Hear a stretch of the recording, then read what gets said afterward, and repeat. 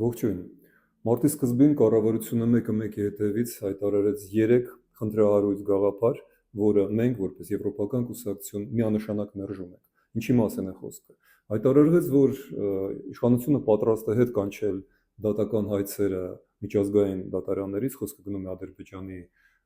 դեմ ուղղված մեր մեղադրանքները։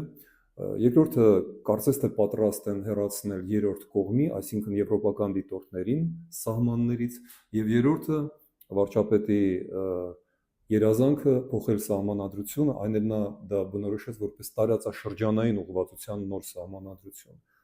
Սա այն երկիրն է, որը օրենք է ընդունելու Եվրամիությանը անդամակցելու լուրջ, եւ դուք փոխանակ եվրոպական չափանիշների համապատասխան սահմանադրություն ընդունեք եւ միայն այդ գործընթացից հետո